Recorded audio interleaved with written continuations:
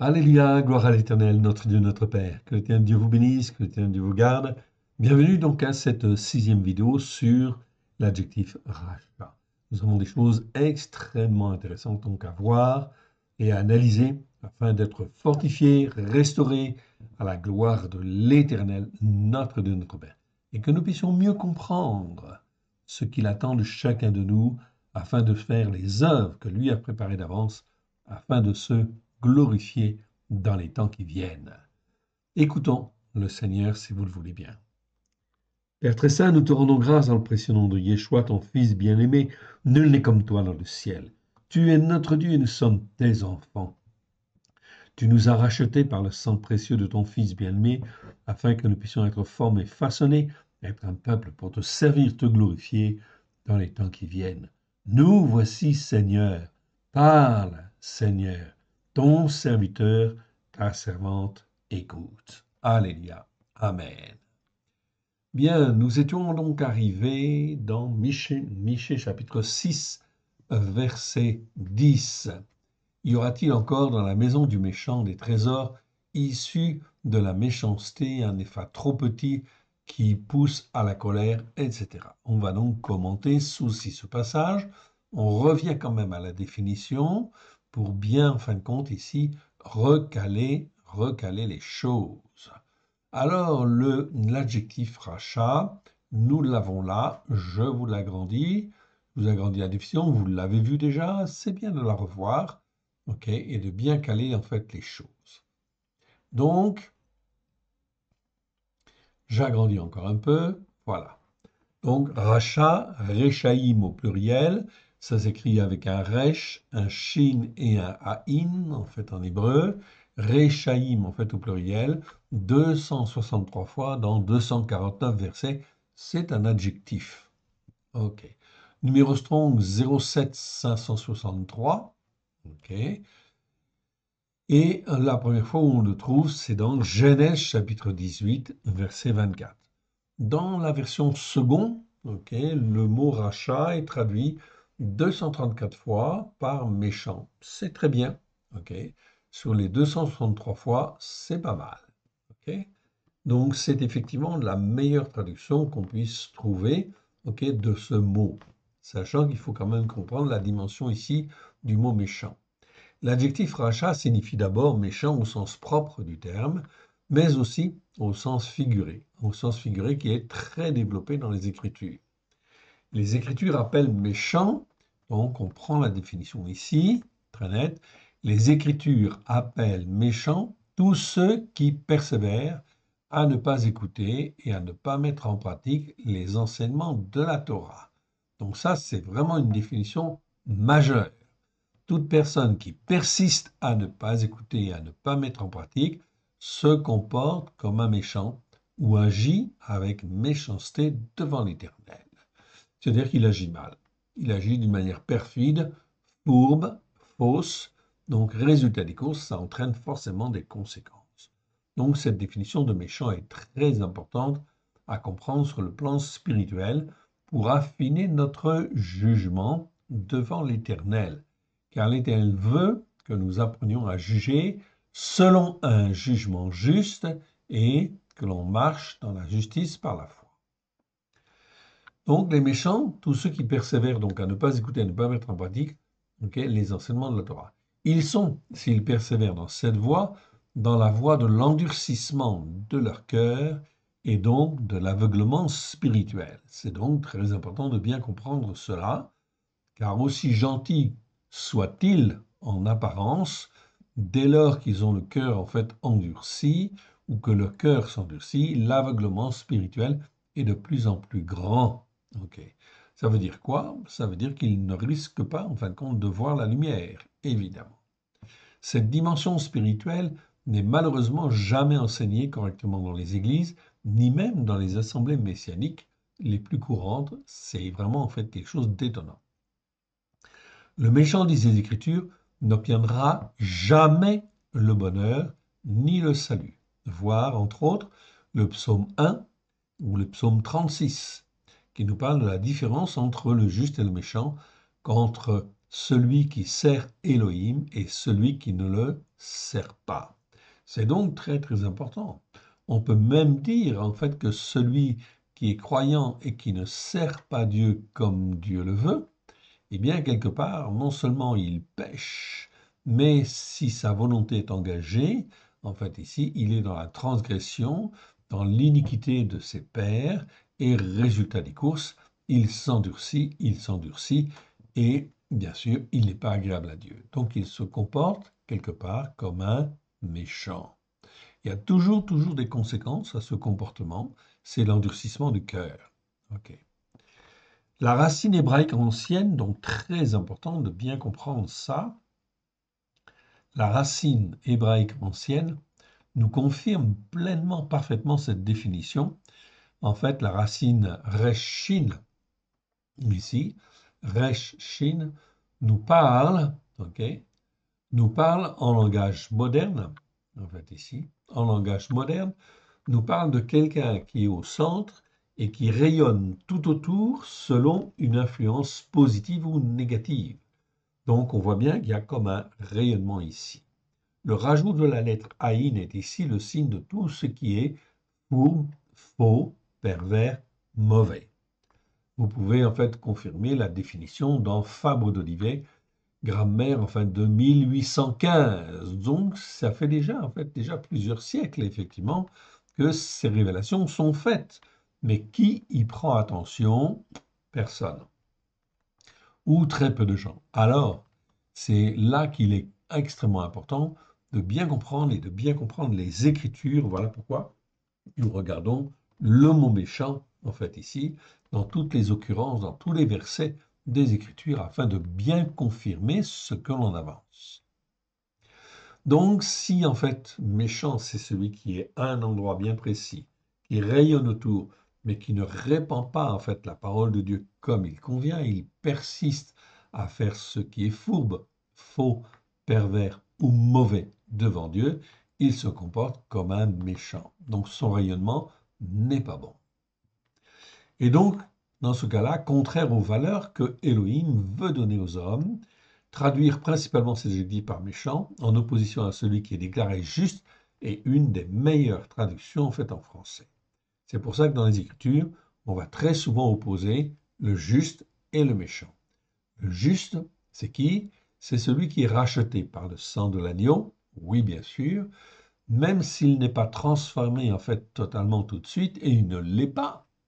Ça se fait par étapes, mais le sang de l'agneau le lave dès le début, dès les premières secondes, où il donne son cœur et sa vie à Yeshua. Le sang de l'agneau lave, purifie, sanctifie, et il est considéré comme juste. Il doit apprendre à marcher dans la justice par la foi. Il doit apprendre à marcher, cela veut dire qu'il doit apprendre à écouter et à mettre en pratique selon un jugement juste, oui bien sûr.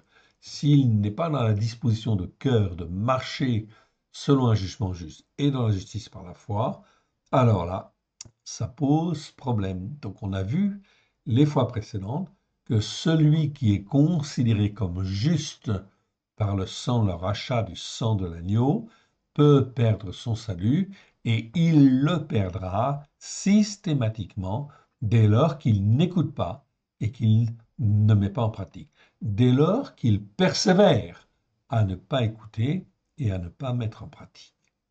Donc, est-ce qu'on peut perdre son salut? La réponse est oui. Malheureusement, aujourd'hui, vous pouvez constater que beaucoup de croyants, chrétiens ou juifs messianiques, ne sont pas sur les racines hébraïques de la foi comme il conviendrait et persistent dans des doctrines, dans des iniquités qui ont été mises en place par nos pères ou les pères que nous avons eus sur notre route.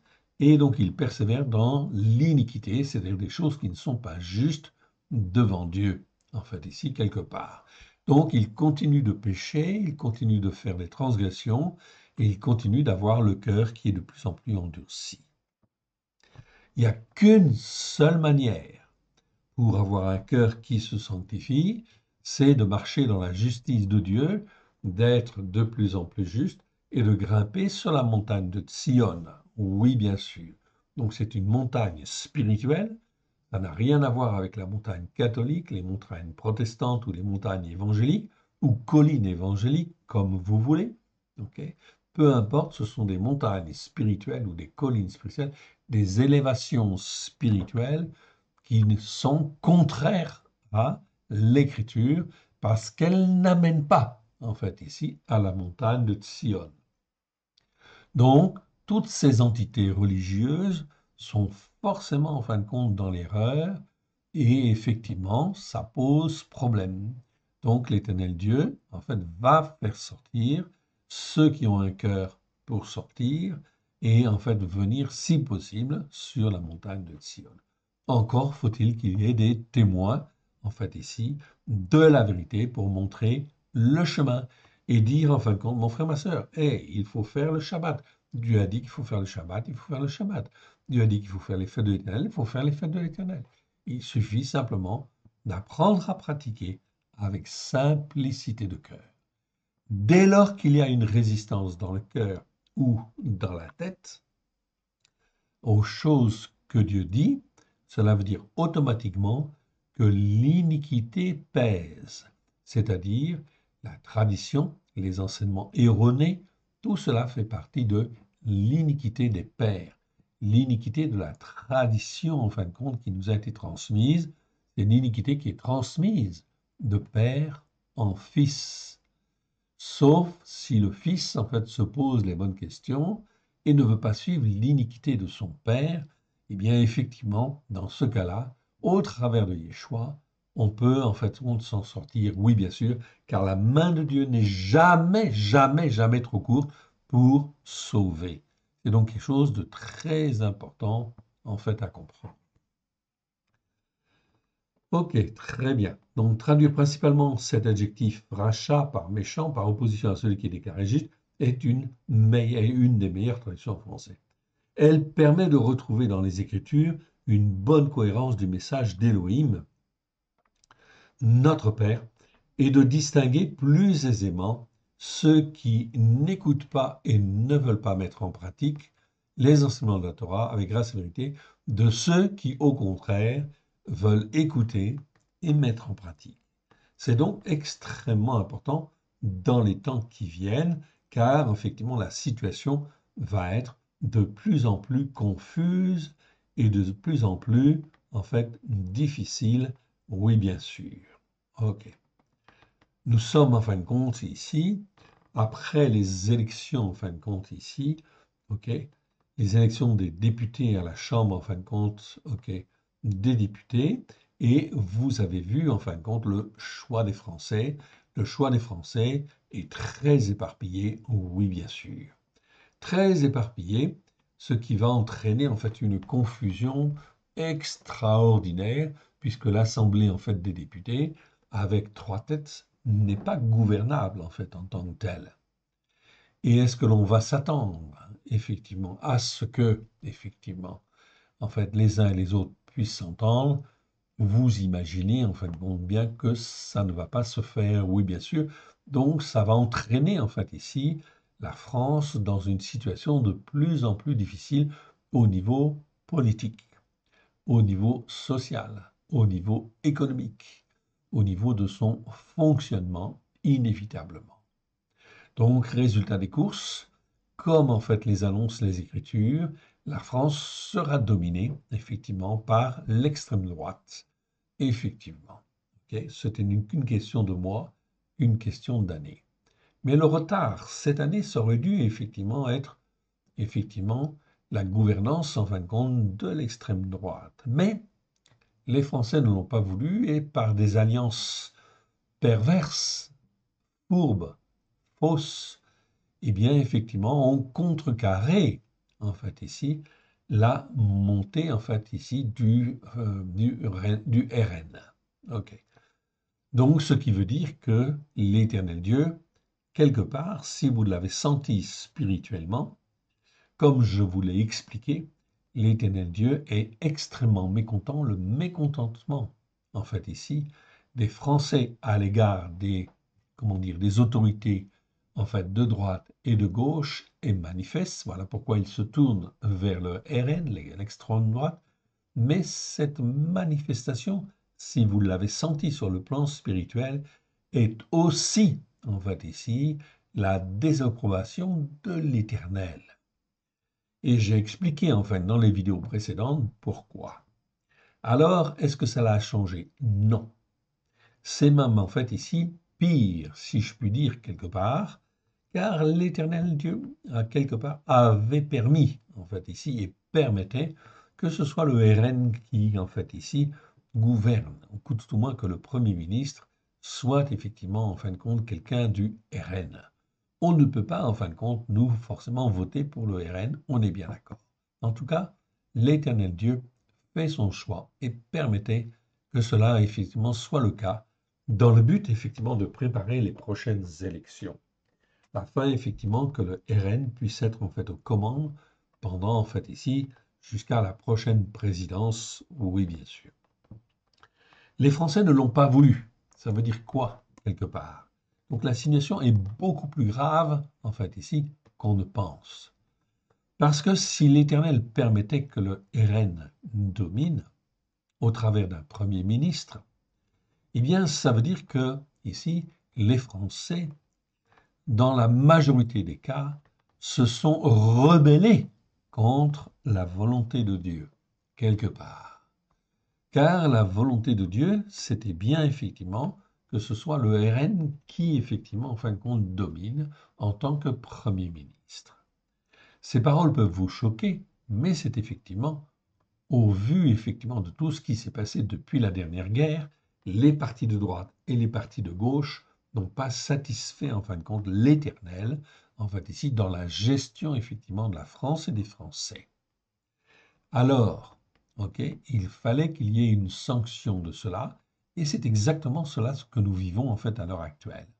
C'est la sanction de l'Éternel vis-à-vis du gouvernement en fait actuel, oui bien sûr.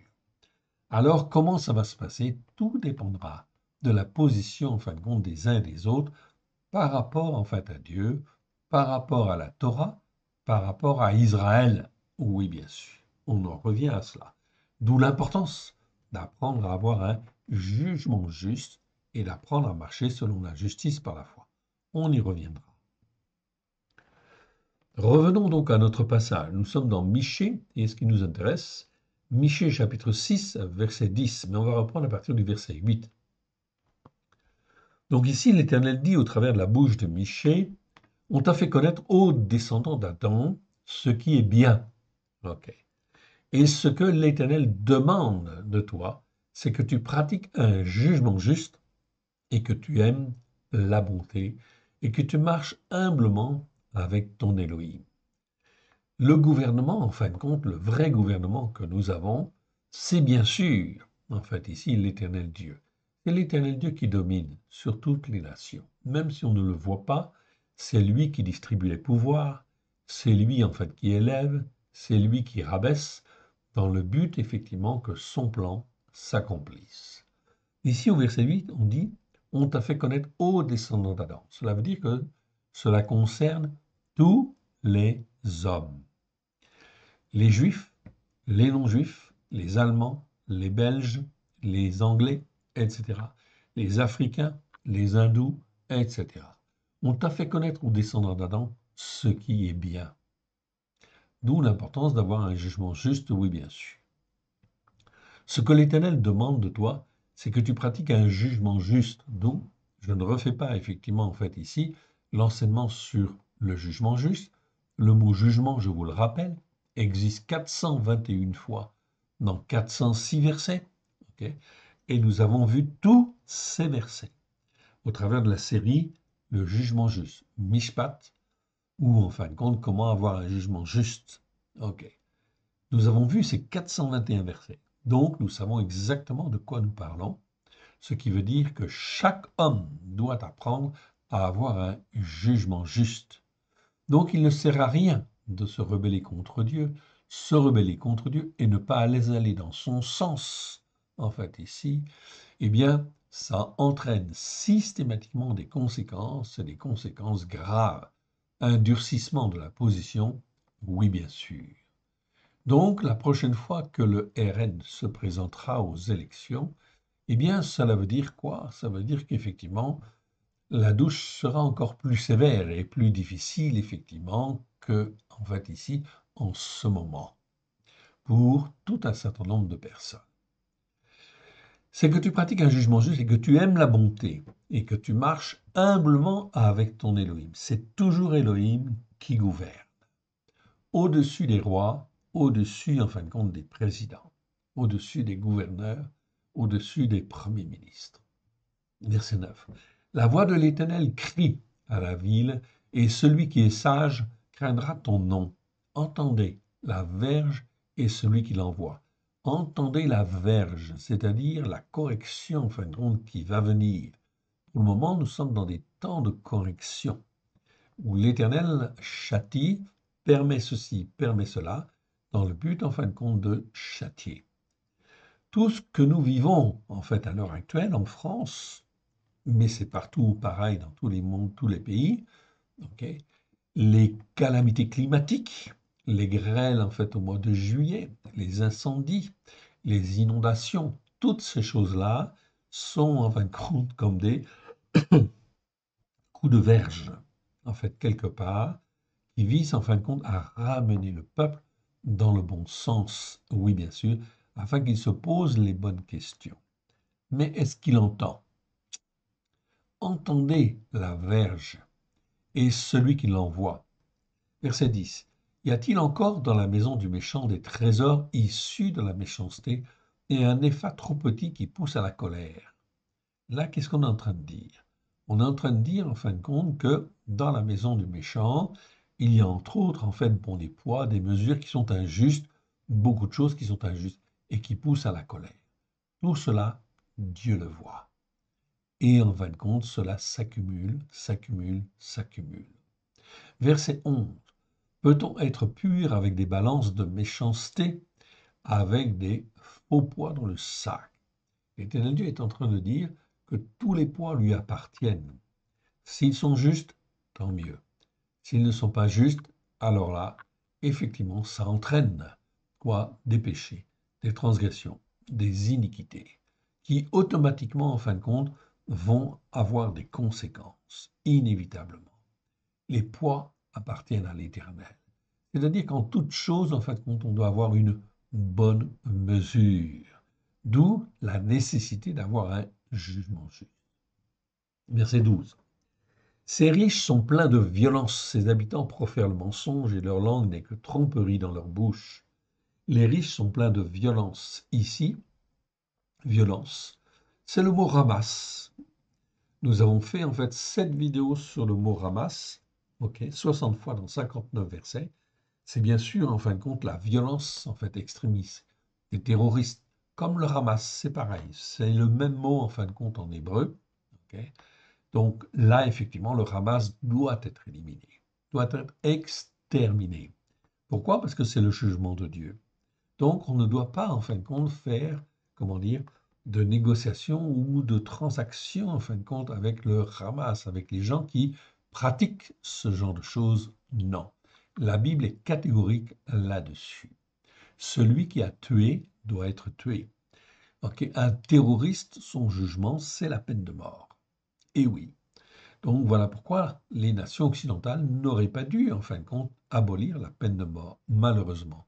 Car l'Éternel Dieu est pour la peine de mort et la préconise, en fait ici, dans un certain nombre de cas, lorsque le jugement le nécessite. Ces riches sont pleins de violence. Ici, c'est violence au sens général du terme, c'est-à-dire qu'en fin de compte, on prive en fait ici les pauvres, en fait ici, ceux qui n'ont pas les moyens, ceux qui n'ont pas l'autorité, eh bien, on le prive de gagne-pain, on les prive de ceci, on les prive de cela.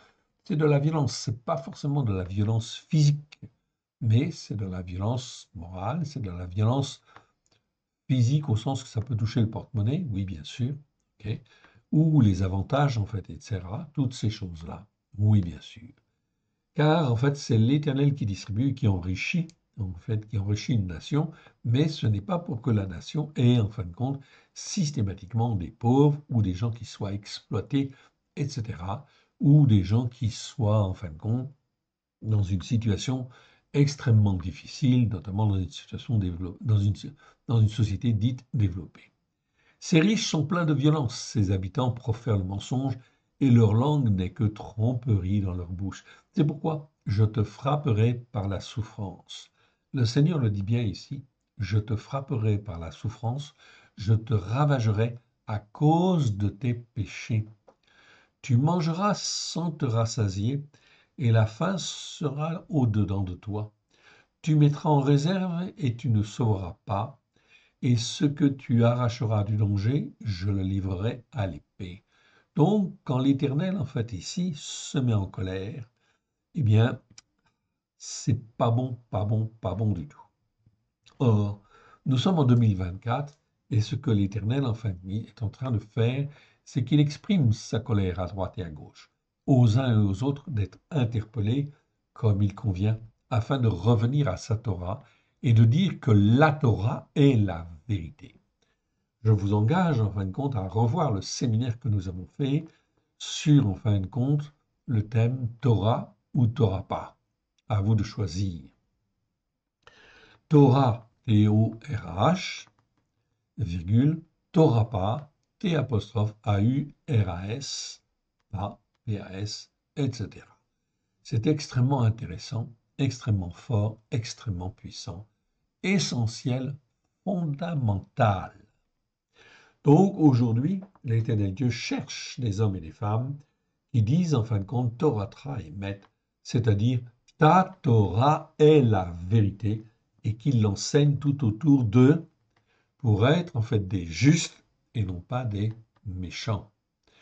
Celui qui croit en Dieu et qui ne dit pas que la Torah est la vérité, il rayonne de quelque chose qui n'est pas bon devant Dieu. Il se comporte donc comme un méchant quelque part. De la même manière, dans le Nouveau Testament, j'en ai déjà parlé, je n'aime pas utiliser ce terme de Nouveau Testament, je préfère dire la Brit Radasha ou l'Alliance nouvelle ou l'Alliance renouvelée. Eh bien, en fin de compte, dans l'Alliance renouvelée, eh bien, effectivement, vous avez en grec un mot, ok, c'est le mot nomos. Nomos, qui n'est jamais traduit, en fait, dans nos Bibles, par le mot Torah. Okay. Donc, je l'affirme, je confirme que justement, dans le Nouveau Testament, dans la Brit Hadasha, dans l'Alliance nouvelle, il faut changer, en fait, ces versets. Pardon. Le mot nomos existe 197 fois, si ma mémoire est bonne. Donc, il faut changer dans ces versets, en fait, ici, la manière dont on l'a traduit et mettre le mot Torah, en fait, à la place. Je prends, en fait, un exemple. Okay. Matthieu, chapitre 5. Okay. Je regarde, en fait, ici, dans la traduction que nous avons, en fin de compte, mise à jour et que nous avons mis en place sur notre système. Matthieu, chapitre 5. Pardon. Oui, chapitre 5, c'est ça. Verset, en fait, 17. Alors, 17 et 18. OK.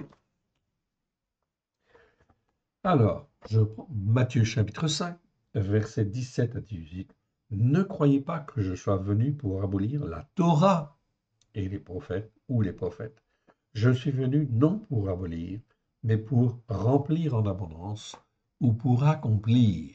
Accomplir ici, dans le grec, c'est l'idée, en fin de compte, de remplir tous les cœurs qui le veulent, okay, afin que cette Torah, par la puissance de l'Esprit de Dieu, nous transforme, nous façonne, fasse de nous, en fait, ici, les héritiers de Christ, oui, bien sûr, et que nous puissions être un avec le Père, un avec le Fils. Tout est accompli depuis 2000 ans. OK. Cela veut dire que tous ceux qui, depuis 2000 ans, veulent donner leur cœur et leur vie à Yeshua pour que le Père puisse opérer, en fait, ici, sa transformation, son rachat, eh bien, en fin de compte, c'est accompli. Tout est accompli à la croix. Or, vous constatez qu'en 2024, aujourd'hui, Est-ce que vous voyez beaucoup d'hommes et de femmes où la Torah est accomplie dans leur cœur et dans leur vie? Non, bien sûr. Ça veut dire quoi? Ça veut dire que beaucoup de gens se sont comportés comme des méchants, c'est-à-dire ont rayonné d'une manière mauvaise pour que cette Torah ne soit pas en fait ancrée dans les cœurs et dans les vies. D'où vous avez là en fait une notion de méchanceté en fait ici extrêmement importante, mais que Dieu va juger. Oui, bien sûr. Voilà pourquoi les temps qui viennent vont être des temps qui vont être très sévères, où cela va secouer dur. On ne peut pas avoir des balances fausses. Il faut avoir un juste poids.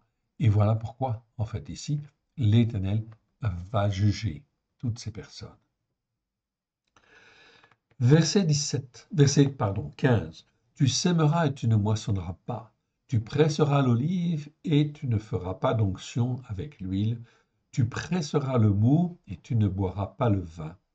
Mon frère, ma sœur, j'écoutais en fait ce midi les actualités et en fin de compte, on parlait en fin de compte des, comment dire, des agriculteurs qui commençaient en fait leur moisson en fin de compte ici de froment, en fait ici de blé, si vous voulez.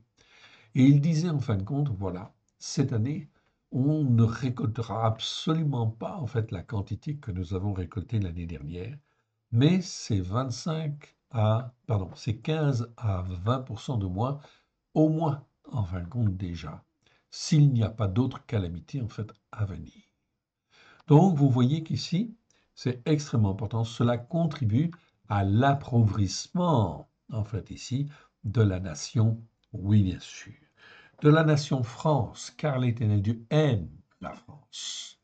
La France a un rôle tout à fait particulier. Voilà pourquoi, en fin de compte, elle, comment dire, elle est appelée en fait à servir l'Éternel et à servir l'Éternel d'une manière juste en soutenant en fait Israël. Donc, les Français, en fait, ont un rôle, en fait, à jouer, oui, bien sûr, devant l'Éternel. Est-ce que la France peut jouer ce rôle-là encore? La réponse est oui, bien sûr.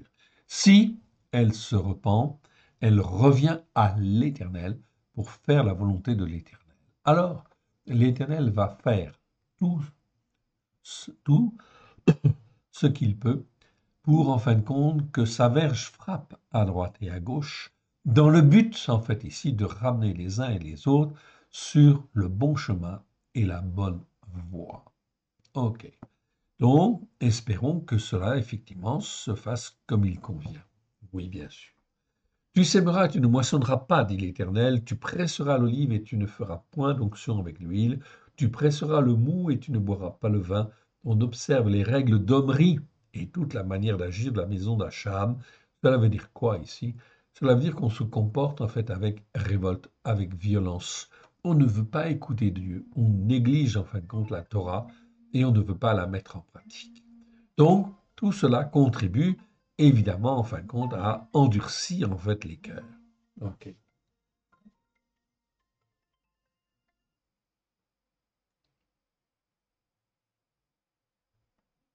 Voilà, on coupe la sonnerie.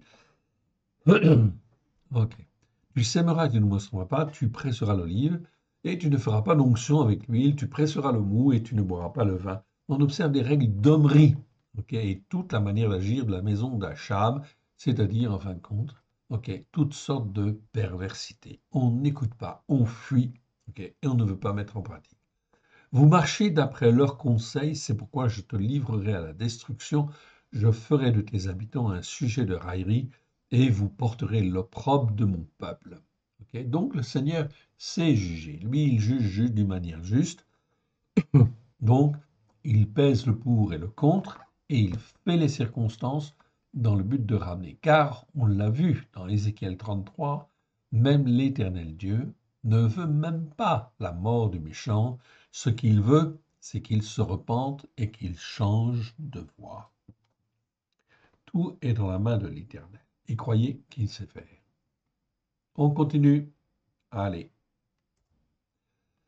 Et on arrive en fin de compte maintenant donc dans en fait Habakkuk. Habakkuk verset 4. Donc Habakkuk, verset 4, je vais reprendre en fait à partir du verset 2. On va lire 2 à 6. Jusqu'à quand, ô Éternel? J'ai crié et tu n'écoutes pas, j'ai crié vers toi à la violence. On retrouve en fin de compte ici le mot violence. Donc Habakkuk est un prophète qui intervient au temps en fin de compte de la destruction de Jérusalem, avant la destruction de Jérusalem. Il dit en fait, j'ai crié vers toi à la violence. Il y a beaucoup de violence à droite et à gauche. Aujourd'hui, en fin de compte, ce que nous vivons, on ne peut pas dire que l'on vit en France beaucoup de violence.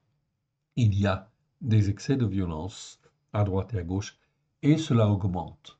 Mais ce n'est rien par rapport à ce qui va arriver. J'ai crié, tu n'écoutes pas, j'ai crié vers toi à la violence. Et la violence, elle va s'accroître de plus en plus. Car, on l'a vu dans un verset, dans Ézéchiel, chapitre 7, si ma mémoire est bonne, que la violence est la verge de la méchanceté. Ça veut dire quoi? Ça veut dire que la violence, elle est là pour dire attention, attention, on ne marche pas comme il faut devant le Seigneur. Et la violence, elle augmente, et elle augmente, et elle augmente, et elle va continuer d'augmenter. J'ai crié vers toi la violence, et tu ne secours pas. Donc voilà en fait le prophète Habakkuk qui parle, qui intercède. Et il dit, Seigneur, pourquoi laisses-tu en fait la violence s'exprimer comme cela? Tout cela est dû à l'injustice. Pourquoi me fais-tu voir l'injustice? Donc vous voyez ici, le tableau est très clair. Ici, on voit l'injustice qui règne. L'injustice, c'est le mot aven, qui est mal traduit dans nos Bibles la plupart du temps. Aven, on a fait des vidéos là-dessus, sur ce mot-là, on a vu tous les mots. Aven doit toujours être traduit par injustice. Iniquité, en fin de compte, c'est une chose, et la veine, l'injustice, c'est une autre chose. En fait, ici, c'est la conséquence des iniquités. Plus je suis dans l'iniquité, plus je vais tomber dans l'injustice. Et quand on tombe dans l'injustice, eh bien, c'est plutôt grave. Ici, car Yeshua est venu pour juger les justes et les injustes. Donc, on voit effectivement, en fait, ici, la liaison avec Yeshua. Pourquoi me fais-tu voir l'injustice et contemples-tu la souffrance? Donc, Habakkuk constate, c'est un prophète, il constate la souffrance partout à droite à gauche. Est-ce que nous voyons ces choses-là? Encore, non, pas encore.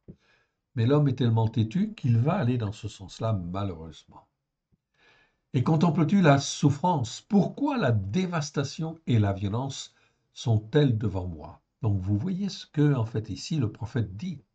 La dévastation est devant lui, et la violence, en fait, ici, le Hamas est devant lui. Donc, ce n'est pas seulement, en fait, ici, le Hamas que nous connaissons, l'organisation qui s'oppose à Israël ici. C'est une image, c'est une préfiguration de la violence qui va exister dans nos sociétés. Violence terroriste, en fait, aussi, oui, mais violence aussi pour d'autres raisons.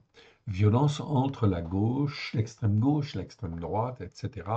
Tout cela entraîne de la violence, bien évidemment, et une violence qui va être de plus en plus accrue. Lorsque la colère en fait des agriculteurs en fait s'élève, bien sûr, ça fait partie de cette violence en fait là. Lorsque en fait ils n'écoutent plus, ils ne peuvent plus écouter parce que en fin de compte là, on s'est moqué d'eux pendant des années, des années. Ils n'ont pas eu de réponse satisfaisante et ils n'en auront pas. La dévastation et la violence sont-elles devant moi? Il y a des querelles et de la discorde et la discorde s'élève. Aussi, verset 4. Regardez la raison. Et vous l'avez là, en fait, elle est bien soulignée. Aussi la Torah n'a point de vie. Le jugement juste n'a point de force. Car le méchant, on retrouve là, justement, notre méchant, triomphe sur le juste et l'on rend des jugements qui ont été déformés. Donc vous voyez ici la perversion, en fin de compte, c'est une dégradation qui augmente de plus en plus. C'est exactement ce que nous allons vivre. Et l'on rend des jugements qui ont été déformés.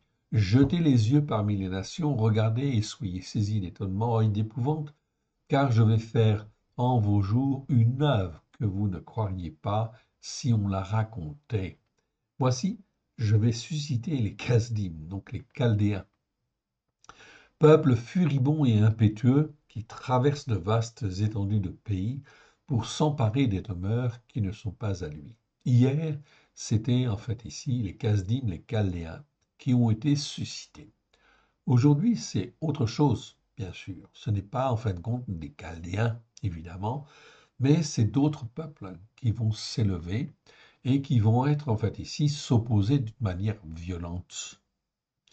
Voilà pourquoi en fait l'Iran existe en fait ici quelque part, qui en fait ici finance le terrorisme à droite et à gauche. Tout simplement, c'est pour susciter en fait la violence à droite et à gauche. Et l'Éternel Dieu le permet, oui, pourquoi?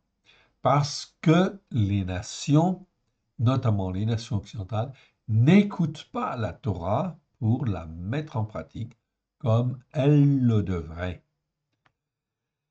Donc ici, c'est un peuple, il est terrible, il est effrayant, de lui seul viennent ses jugements et son élévation. Donc on voit ici des hommes et des femmes qui sont en fin de compte selon leur propre jugement, qui n'ont rien à voir avec Dieu et avec la Torah, et qui sont des violents, oui bien sûr, parce qu'ils sont mus par une puissance en fait extérieure, extérieure en fin de compte, en fait à Dieu lui-même, en fait ici.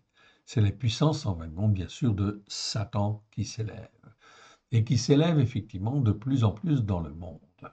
OK? Donc, ces puissances vont s'élever, malheureusement. Donc, le racisme, en fait, ici, est une forme de violence aussi qui va s'élever. Racisme contre les Juifs, bien évidemment. Racisme aussi contre, en fait, les Arabes. Oui, bien sûr. Tout cela va contribuer à une, en fait, ici, violence, en fait, ici, dans le pays, malheureusement. Et on sera un des pays qui sera les plus en fait pris par cela, parce que en fait ici en France, nous avons en fait ici une communauté, la communauté musulmane la plus importante d'Europe. Or, en fait ici, la communauté musulmane va s'opposer en fait inévitablement en fait ici à l'Occident. Oui, bien sûr. À, comment dire, à la culture judéo-chrétienne. Je vais le dire comme cela, tout simplement. Mais la culture judéo-chrétienne, si elle a emprunté en fait à la Torah certaines choses, on ne peut pas dire qu'en fait ici les hommes qui sont dans la culture judéo-chrétienne disent que la Torah est la vérité. Résultat des courses, en fait ils sont coupables. Coupables de quoi? Coupables de méchanceté. Vous avez donc bien là, en fait ici la situation et vous le voyez. Verset 8. Ici, à l'époque, ces chevaux sont plus rapides que les léopards, plus agiles que les loups du soir, et ces cavaliers s'avancent avec orgueil, ces cavaliers arrivent de loin, ils volent comme l'aigle qui fonce sur la proie. On parle là d'un ennemi qui est puissant et qui n'a pas peur, en fin de compte, ici, de la violence. Tout ce peuple vient pour se livrer à la violence. Ses regards avides se portent en avant, et il assemble des prisonniers comme du sable. Est-ce que vous croyez que ces choses, en fin de compte, peuvent venir? Cette violence, oui, elle va venir. Malheureusement. Elle va venir d'où?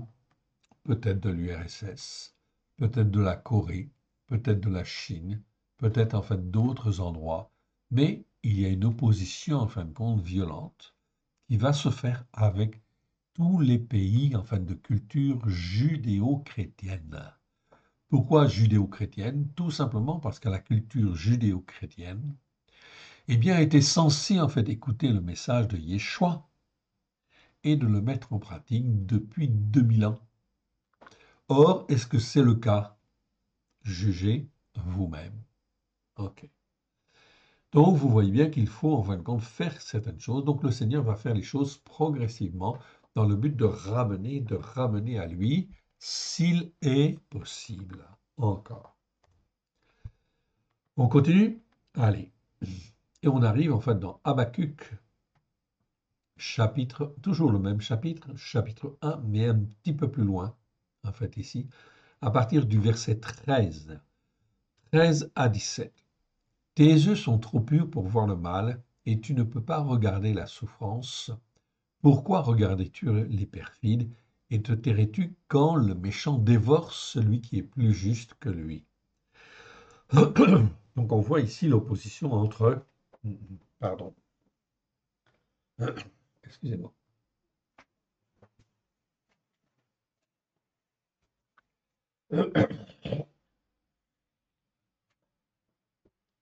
Ok. Donc là, on voit l'opposition entre le méchant et le juste. Te tairais-tu quand le méchant dévore celui qui est plus juste que lui? Pourquoi as-tu rendu, en fin de compte, les descendants d'Adam semblables aux poissons de la mer et aux animaux qui se déplacent ou nagent? Ok.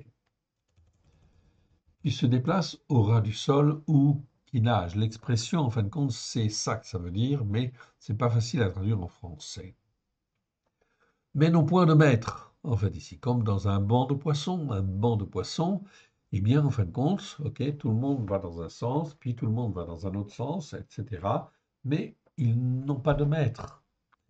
Donc, effectivement, en fait, ici, de la même manière, les descendants vont être traités, en fait, ici, quelque part, de la même manière, semblables aux poissons de la mer et aux animaux qui se déplacent ou nagent, en fait, en bande, en fait, ici, mais non point de maître.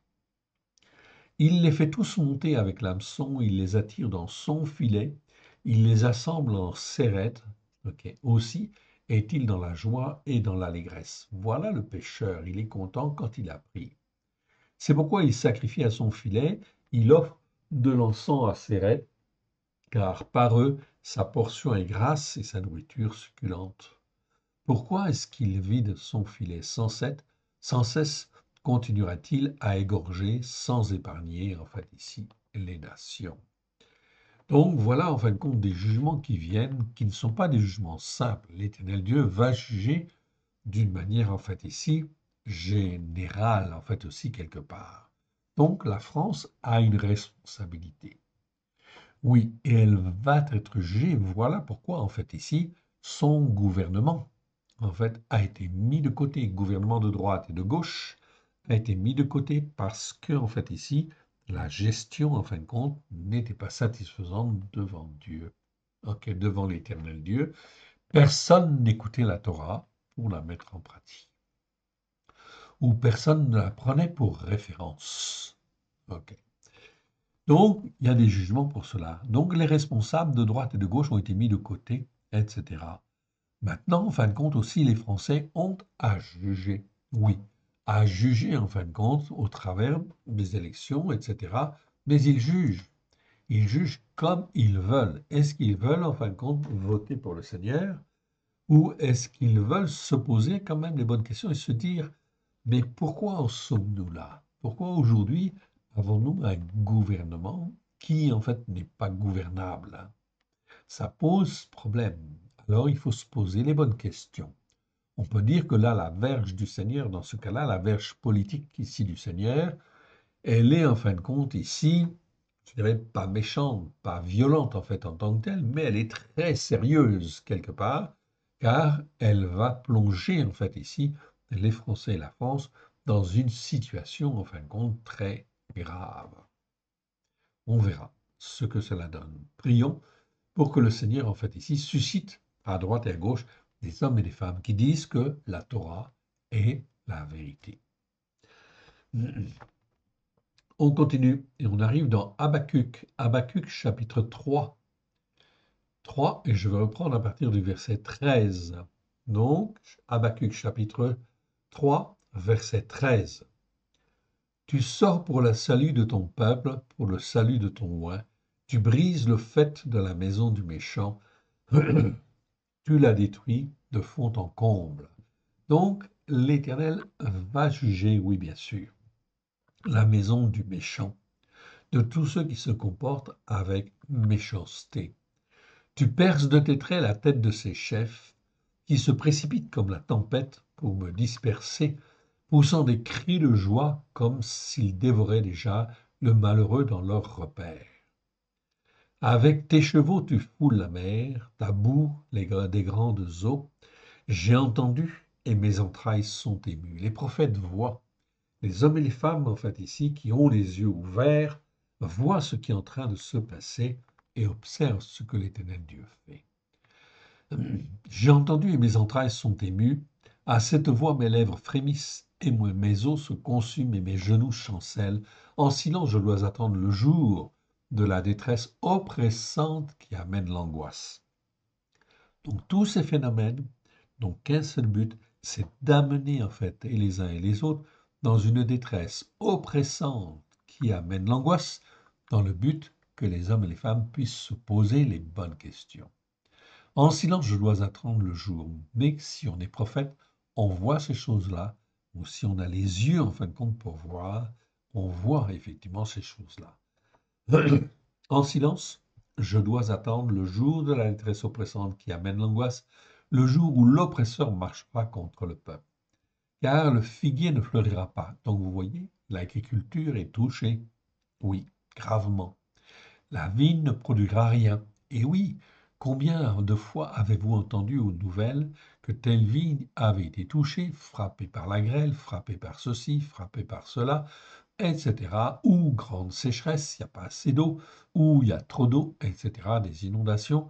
Ok, tout est touché à droite et à gauche. Car le figuier ne fleurira pas, la vigne ne produira rien, le fruit de l'olivier manquera, les champs ne donneront pas de nourriture, les troupeaux de menu bétail disparaîtront du pâturage, il n'y aura plus de troupeaux de gros bétail dans les étables. Donc vous voyez que là, ça veut dire quoi? Ça veut dire que l'économie va être touchée de plus en plus gravement et de plus en plus sérieusement. Verset 18. Toutefois, dit le prophète Habakkuk ici, je veux me réjouir en l'Éternel, je me réjouir dans l'Élohim de mon salut. L'Éternel, mon Adonai, est celui qui m'entraîne au combat. Là, c'est une bonne traduction aussi, c'est meilleur que ce qu'il y avait en fait avant. Et celui qui m'entraîne au combat. Oui, l'Éternel Dieu, vous qui m'écoutez, il vient en fait tout simplement, l'Éternel est en train de nous former, de nous façonner. Il rend mes pieds semblables à ceux des biches, il me fait marcher sur mes lieux élevés, au chef des chantres avec instrument à cordes. Donc ceci veut dire quoi? Ceci veut dire que si le Seigneur nous parle et que nous entendons en fait sa parole aujourd'hui, comme il convient, nous n'avons rien à craindre. Il nous fait marcher sur nos lieux élevés, etc. OK. Et il nous entraîne au combat, dans le but effectivement de quoi? Faire de témoigner. Car l'Éternel Dieu ne veut pas la mort du méchant, oui bien sûr. Ce qu'il veut, c'est qu'il se repente et qu'il vienne à lui. Pour cela, l'Éternel Dieu a besoin d'hommes et de femmes qui disent ta Torah est la vérité, qui disent que Yeshua, en fin de compte, est venu, en fait, non pas pour abolir la Torah et les prophètes, mais pour l'accomplir, ou pour remplir les cœurs qui le veulent, c'est-à-dire dire la vérité, ne pas déformer le message de Yeshua, qui a été donné il y a 2000 ans, ok, et qu'il a donné il y a 2000 ans, et qu'il a confirmé aussi par ses disciples. C'est donc très important. Donc nous avons vécu, ok, non pas des années de mensonges, mais nous avons vécu des centaines d'années de mensonges. 2000 ans sont écoulés, en fait, ici. Se sont écoulés. Et aujourd'hui, quels sont ceux qui disent la Torah et la vérité? Vous avez très peu de monde. Alors l'Éternel Dieu va se mettre en colère. Oui, il va juger, et les uns et les autres. Ok, on continue. Et on arrive maintenant dans Sophonie. Sophonie, chapitre 1, et on va lire du verset 1 à 9. Donc Sophonie, voilà, on est bien dans Sophonie. Okay. Sophonie, en fin de compte, versets 1 à 9. Ok. Sophonie, c'est pareil, c'est du temps, en fin de compte, de la destruction de Jérusalem, du temps de Jérémie. Ok.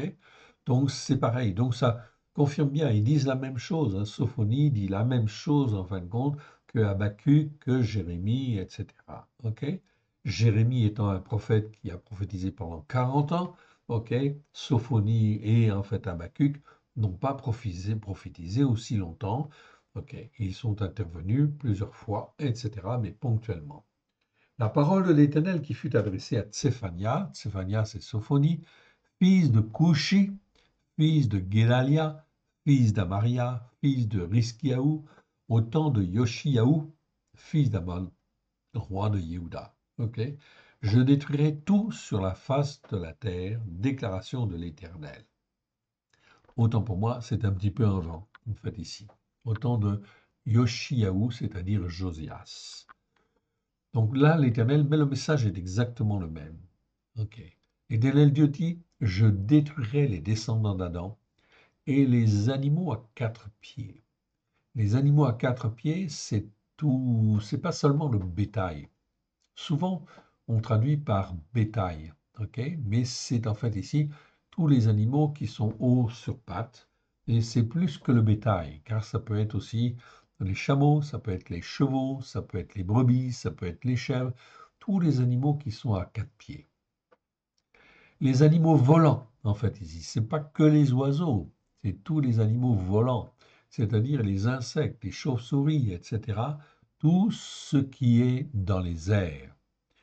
Ok, les animaux volants du ciel et les poissons de la mer, les objets de scandale et les méchants avec eux.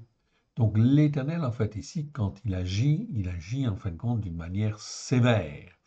Quand l'épée sort de son fourreau, ok, et c'est ce qui est en train de se passer. L'épée de l'Éternel est en train de sortir, en fin de compte, du fourreau. Et les méchants avec eux, j'exterminerai les descendants d'Adam de la face de la terre, déclaration de l'Éternel. Donc ici, on voit bien le jugement de l'Éternel. Pourquoi? Parce qu'ils n'écoutent pas et ils ne mettent pas en pratique. Donc ici, les paroles de l'Éternel sont vraiment, en fait, compte très très claires. Ça vient de c'est la parole de Dieu. Verset 4. J'étendrai ma main sur Yehuda et sur tous les habitants de Yerushalayim. J'exterminerai de ce lieu les restes de Baal, le nom de ses ministres et les prêtres avec eux. Donc le Seigneur en veut ici, on le voit très clairement, en fait ici, à toute l'idolâtrie. Quand on parle de Baal, c'est l'idolâtrie, en fait ici. Le nom de ses ministres, c'est-à-dire tous les représentants, en fin de compte, de ses idoles. Ok? Et les prêtres avec eux, c'est-à-dire tous ceux qui sont, en fin de compte, qui ont un rôle spirituel pour enseigner des choses qui sont fausses, en fait, ici. Donc les prêtres, les pasteurs, les ceci, les cela, etc., qui enseignent des choses fausses devant Dieu, vont être jugés. Verset 5. Ceux qui se prosternent sur les toits devant l'armée des cieux, ceux qui se prosternent en jurant par l'Éternel et en jurant par le roi, en fait, ici. Donc même ceux qui jurent, en fait, par l'Éternel et en jurant par le roi, ok, s'ils ne sont pas dans la vérité, eh bien, ça pose problème. Verset 6. Ok. Verset 6 nous dit en fin de compte cela. Donc je continue jusqu'au verset 9. Hein, donc 6 à 9 en fait encore. Ceux qui se sont détournés de l'Éternel et ceux qui ne cherchent pas l'Éternel, qui ne le consultent pas. Donc là, on est bien, en fin de compte, dans la précision, en fin de compte, des choses. Tous ceux qui se sont détournés de l'Éternel et ceux qui ne cherchent pas l'Éternel, qui ne le consultent pas. Verset 7. Silence devant mon Adonai, l'Éternel. Car le jour de l'Éternel est proche, car l'Éternel a préparé le sacrifice, il a convié, il a choisi ses conviés. Au jour du sacrifice de l'Éternel, je châtirai les princes et les fils du roi. Les princes, c'est-à-dire tous ceux qui gouvernent, en fait ici, et tous ceux qui portent des vêtements étrangers, c'est-à-dire qui se revêtent de toute idéologie ou fausse doctrine, etc. C'est des vêtements, en fait ici, comme des vêtements étrangers, en fait ici. En ce jour-là, je châtirai tous ceux qui sautent par-dessus le seuil, ceux qui remplissent de violence et de fraude la maison de leur Adonai. Donc ceux qui remplissent de violence, on retrouve en fait ici le mot ramasse. Donc ici, vous voyez bien que ce n'est pas forcément de la violence physique.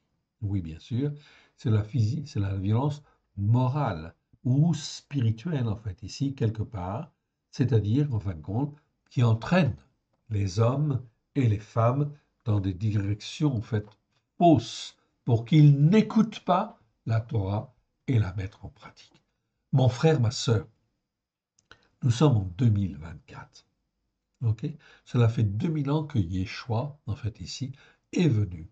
Il a enseigné des choses bien précises avec ses disciples. Aujourd'hui, nous sommes en 2024. Vous ne me ferez pas croire qu'il n'y a pas, effectivement, des hommes et des femmes, beaucoup plus qu'on ne pense, qui n'ont qu'une seule envie, c'est d'écouter, en fait ici, des enseignants, d'écouter, en fait, des hommes et des femmes qui disent la Torah est la vérité. N'écoutez pas n'importe qui, n'importe quoi. Écoutez la Torah que l'Éternel Dieu a donnée, car elle est la vérité. Faites des lois en regard de la Torah, gouvernez en regard de la Torah, avec grâce et vérité au travers de Yeshua. Et dans ce cas-là, vous serez bénis et vous pouvez revenir. Bien sûr, revenir, car en fait, vous n'aviez pas écouté. Vous étiez dans l'iniquité des pères, dans la tradition, on va dire, ok, qui vous obligeait en fait, ou qui vous incitait à marcher de travers dans une mauvaise voie. Mais maintenant, vous le savez, il y a un Dieu véritable et il y a une Torah. Comme il y a une Torah, eh bien, choisissez. Est-ce que vous voulez l'écouter? Est-ce que vous voulez la mettre en pratique? Ok, venez à l'Éternel. Repentez-vous, ok, car le royaume de Dieu est proche. Cette parole, en fait, ici, ok, a plus de vérité encore aujourd'hui qu'hier. Oui, bien sûr, et elle est très appropriée. Repentez-vous, car le règne de Dieu est proche. Verset 10. En ce jour-là, ok,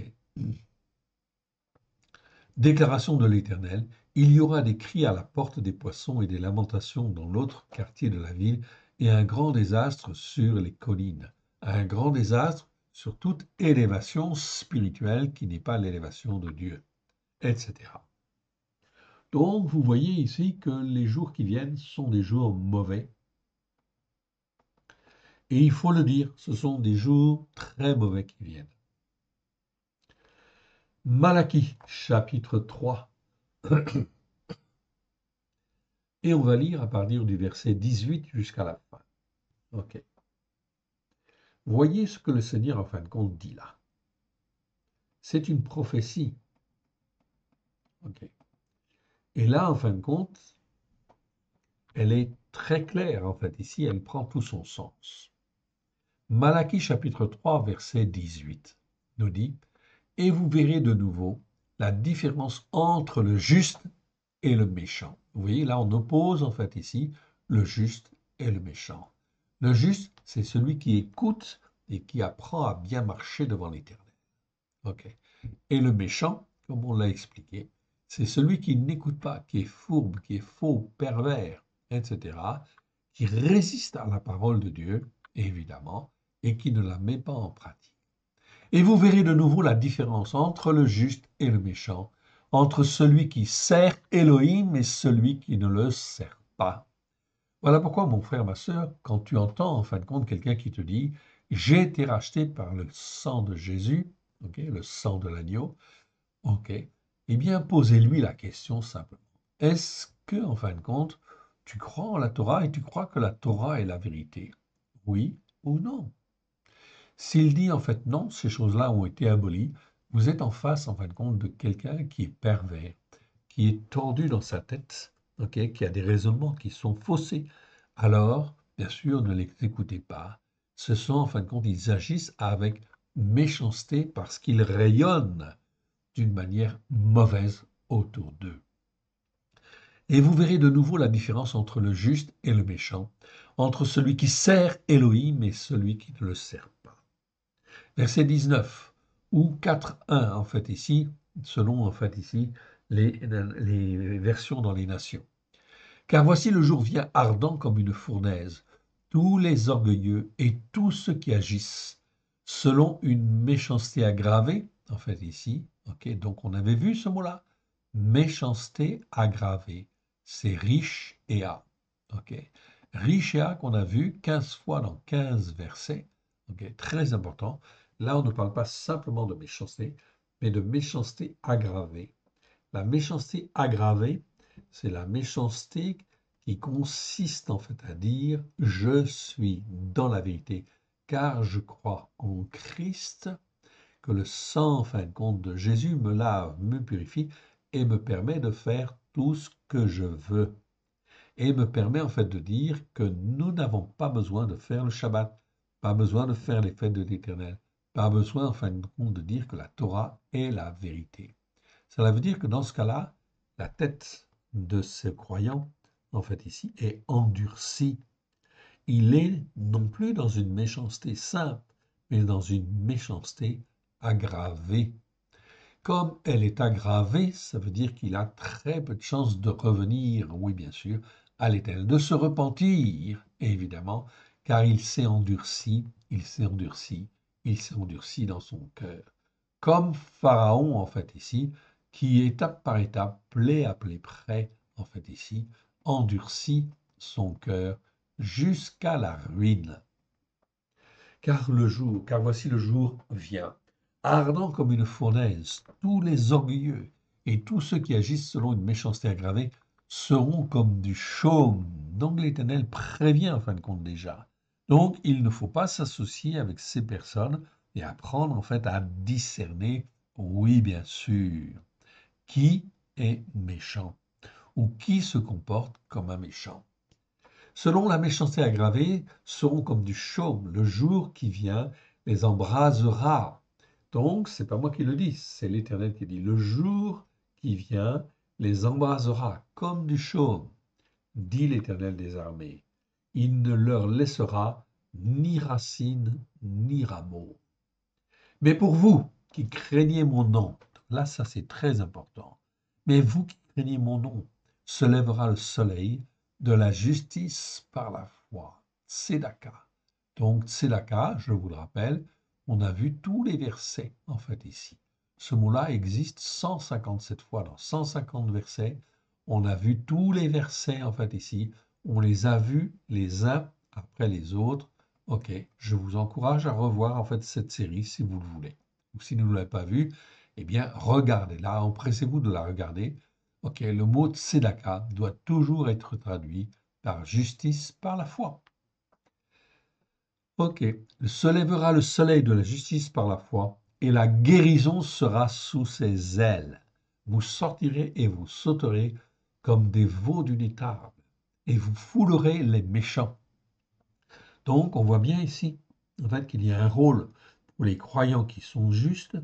Ok, il dit ici, vous foulerez les méchants, car ils seront comme de la cendre sous la plante de vos pieds, au jour que je prépare, dit l'Éternel des armées. Verset 22. Ok. Vous foulerez les méchants. En fait, non, pardon. Okay, verset 22. Souvenez-vous de la Torah de Moshe. Aïe, aïe, aïe, aïe. Donc là, on parle bien, en fin de compte, on est dans le niveau prophétique, on parle bien des temps à venir. Okay, et l'Éternel Dieu dit, en fait, ici, souvenez-vous de la Torah de Moshe, mon serviteur, auquel j'ai prescrit en rêve pour tout Israël des lois et des jugements justes. Des lois et des jugements. Donc, Israël ici, c'est l'Israël spirituel dont on parle. Donc, c'est non seulement les Juifs, mais c'est toutes les nations qui sont appelées au travers du Yeshua depuis 2000 ans. Ils sont l'Israël de Dieu, l'Israël spirituel de Dieu. Verset 23, en fait ici. Voici, regardez, confirmation ici. Voici, je vous enverrai Élia, c'est-à-dire Élie, le prophète, avant que le jour de l'Éternel n'arrive, ce jour grand et redoutable. Qui c'est en fait Élia ici?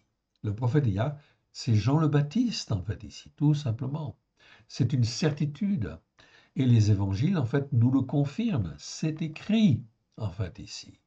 Donc ça veut bien dire qu'il y a un jugement pour tous ceux qui n'écoutent pas la Torah et qui ne la mettent pas en pratique avec grâce et vérité. Voici, je vous enverrai Élisha, le prophète, avant que le jour de l'Éternel n'arrive, ce jour grand et redoutable.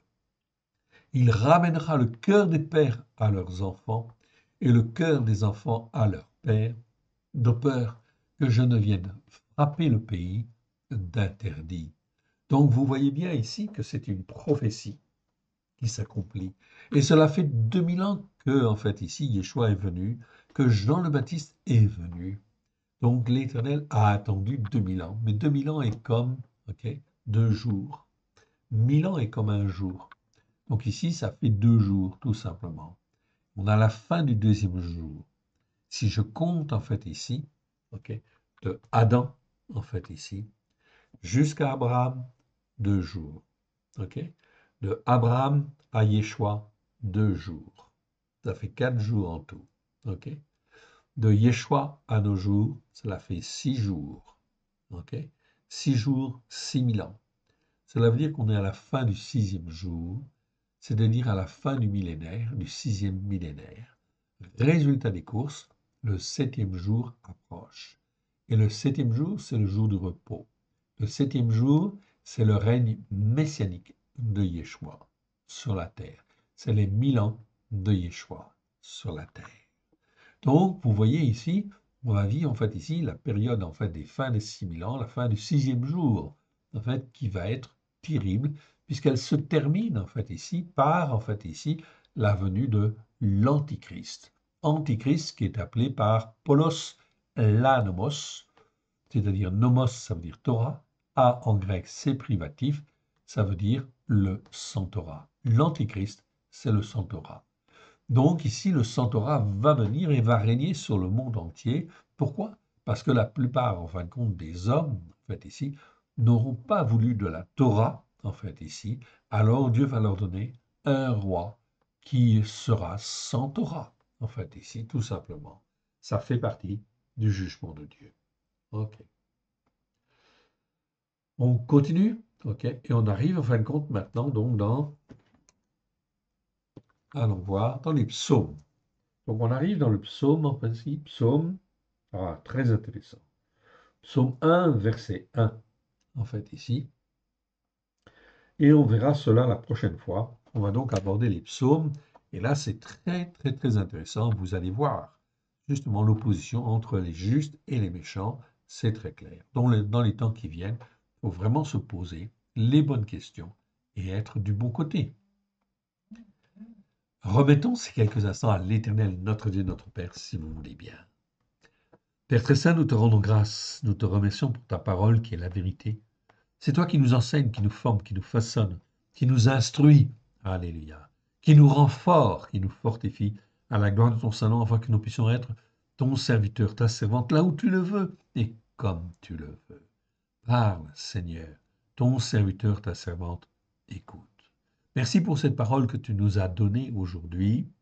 Que tout ce qui n'est pas de toi, dans le nom de Yeshua, s'en aille dans les lieux arides.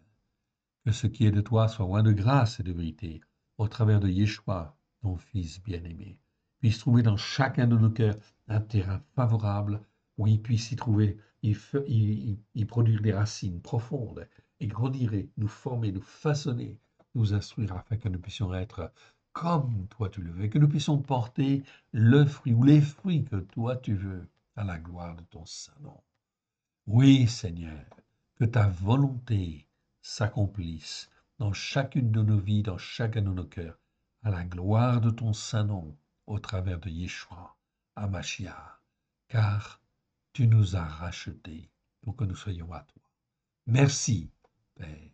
Merci, Yeshua. Merci, Esprit Saint. Que l'Éternel Dieu vous bénisse, que l'Éternel Dieu vous garde. Shalom à tous et soyez en